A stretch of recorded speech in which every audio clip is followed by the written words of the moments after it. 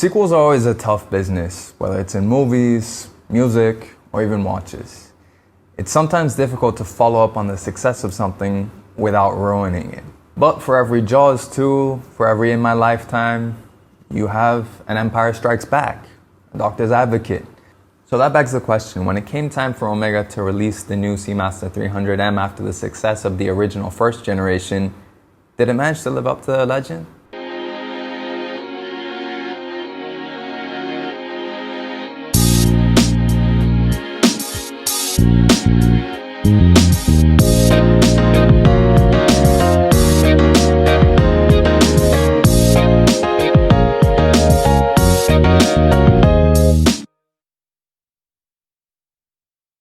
Hi everyone and welcome to Shaluso. And yes, today we are doing my 2-year follow-up review of the Omega Seamaster 300M Ceramic, the second generation of what has now been commonly known as the Bond watch, or just the default Seamaster that we know of. Now, I've owned this watch for 2 years, and this was actually the very first watch that I reviewed on the channel. I still have my original review on the channel, so you can see where this channel started and how it did. Hey everyone, and welcome to another episode of Luxury Reality. But first, let's get into updating a little bit of the review side of it before I give you my opinions on this watch after having owned it for about 2 years. While Omega has barely changed the design of its classic moonwatch since 1965, it took them nearly 36 years to commit to an aesthetic for the Seamaster 300M Professional. Ironically, Omega found the solution in 1993 by coming full circle and bringing the diver much closer to the Speedmaster, just as they did in 1957 with their original trilogy. The twisted lug design, satin sides, and integrated curvaceous crown guards are all lifted straight from the Speedmaster, while the addition of skeleton hands, a scallop dive bezel, helium escape valve, and tank tread bracelet helped to complete the look of their new diver that would be the anchor of the Seamaster collection for 19 years. But then in 2012, it came time for the difficult second album, how to update a nearly 20-year-old design for the 21st century without losing the magic that, paired with their partnership with James Bond, had brought Omega back from the quartz crisis. The aluminum bezel was switched out for a more modern, scratch-proof ceramic bezel, and Omega also took the risk of removing the iconic wave dial that had been emblematic of the model for nearly 2 decades. The result was a more mature-looking watch, a more elegant piece that could easily do double duty as a dress watch and a dive watch, with a dial that, instead of opting for the waves of the surface, opted for the calm depths of which the Seamaster was still very capable of diving to. Measuring 41mm with short, tapering lugs, the fit of the Seamaster 300M has more in common with the 16610 Submariners than its super-cased contemporary, meaning that smaller wrists can easily pull this watch off, while the matching bezel and dial gives it more presence for larger wrists. At 13mm thick, it still easily slips under most shirt cuffs. With its sleek design and ink black dial, it's a much better companion as a dress watch than most other divers as well.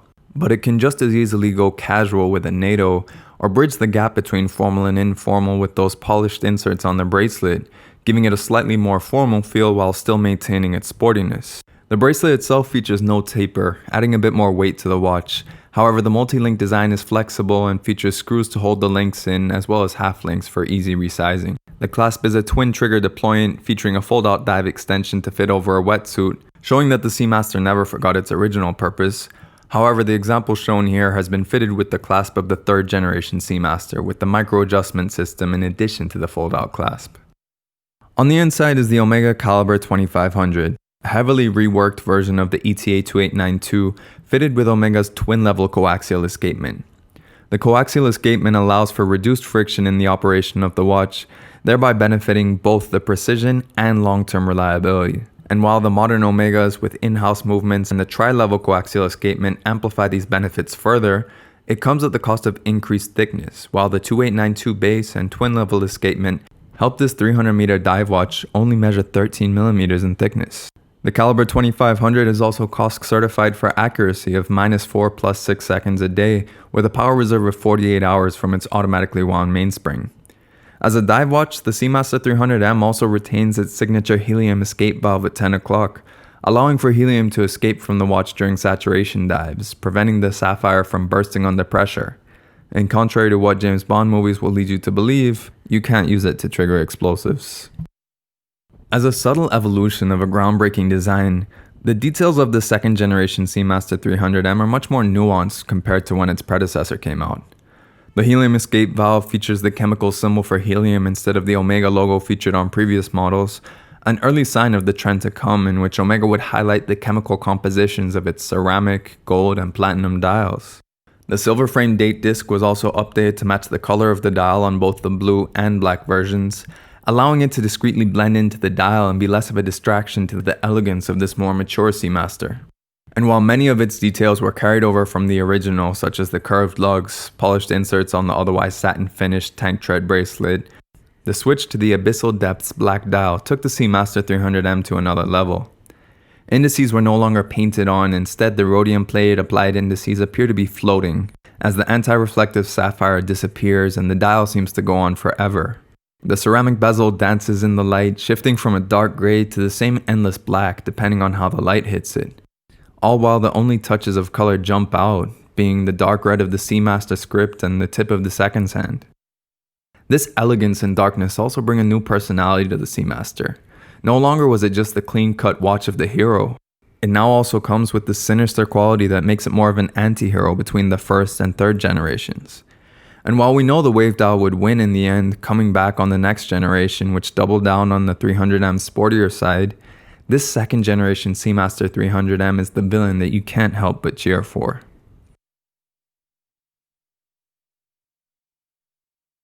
So that's my take on the Seamaster 300M, and hopefully I've managed to bring a little bit more quality to my videos since my original review, as well as bring a bit more knowledge and background to how important this watch is and what really makes it tick, for lack of a better pun.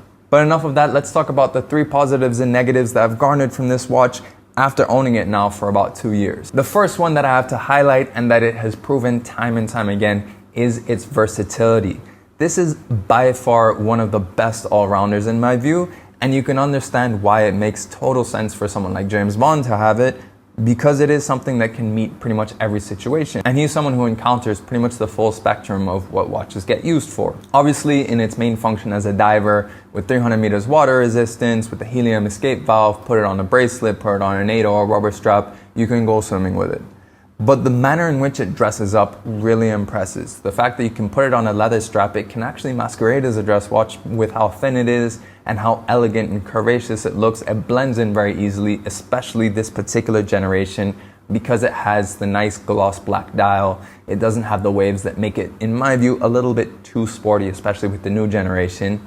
But even on the bracelet itself, that tank tread pattern with the little polished insert links, I think that does help it dress up a little bit more. Now, when I wear this with a suit, generally I will wear it with a leather strap if I want it to look like a proper dress watch, or at least as close as possible to it. But even on the bracelet, it doesn't look too out of place. Easily you can wear the bracelet to work, for example.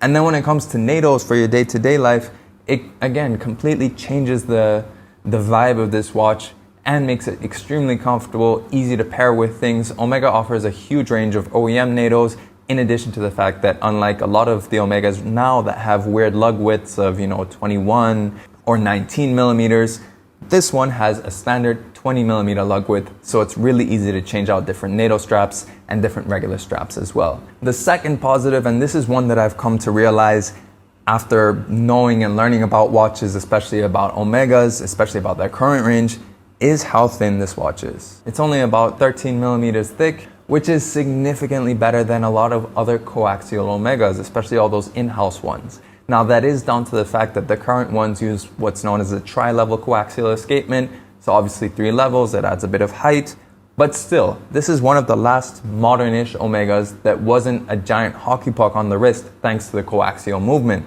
I'm hoping that this is something that in future Omega can sort of engineer out and they can start producing thinner watches like they did in most of the 2000s and in the 90s, but for now this is a great example of a modern Omega that still features a coaxial, but that isn't excessively thick. So definitely something to highlight, and I think a huge benefit that adds to that versatility for this watch. And then the last positive is the dial itself. Now some people may knock it for not having the waves, but I think just the way that it, especially with the black dial, it becomes just endless. You can look into it and it looks like it has no end. It looks like the applied indices are just floating there. It just makes for a really beautiful aesthetic appearance and really adds a lot of elegance and a little bit of a sinister air to it. The blue dial is very nice and does achieve a similar effect, but it doesn't look as endless with the blue versus the black dial, because the black dial, it just looks like you're looking into a black hole or something like that.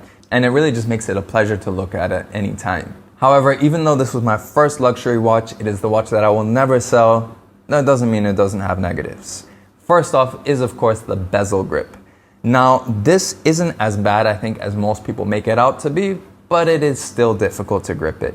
If your hands are sweaty, forget about it. It's going to be a pain to move it. I do actually use my bezel quite a lot, especially to time things or to use it as a reference from when I have to do something in like 20 minutes. I set it to 20 minutes from now so I can just keep track of how much time I have left, or also using it to time as a 60-minute timer.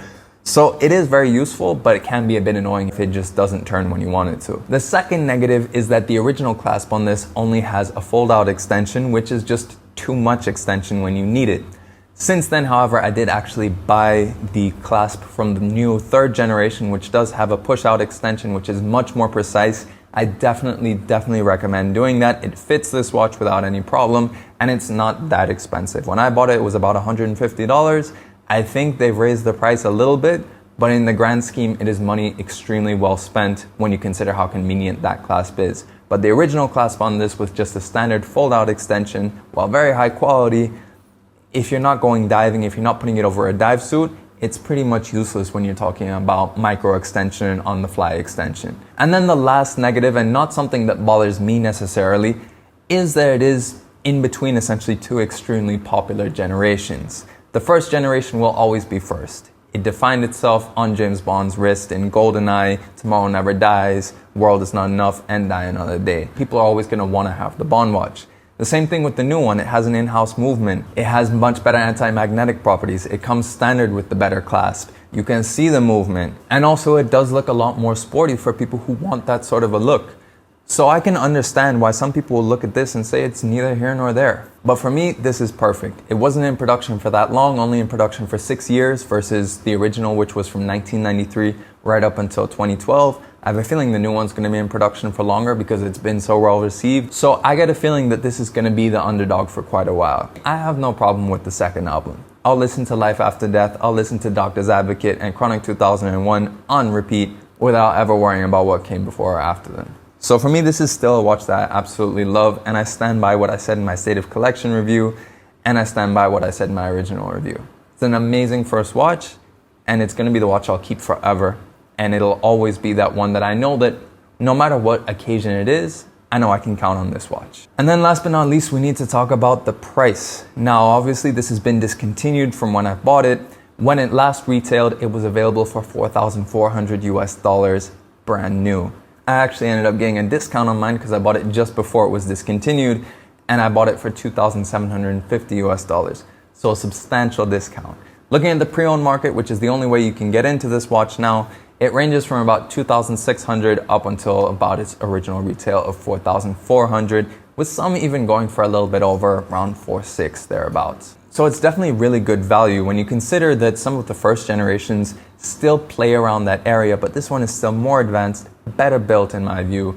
It's much more elegant, and it's a little bit rarer relative to the first gen, and it's not something you'll see as often, I think, as the current one, because the current one is extremely popular. It's a great watch to get into this hobby. It's a great watch to hold on to for the long haul, and if you want something that's a little bit different, but still reliable, still easily usable in any situation, and still something you know Omega will always be able to service, then definitely this is the watch for you.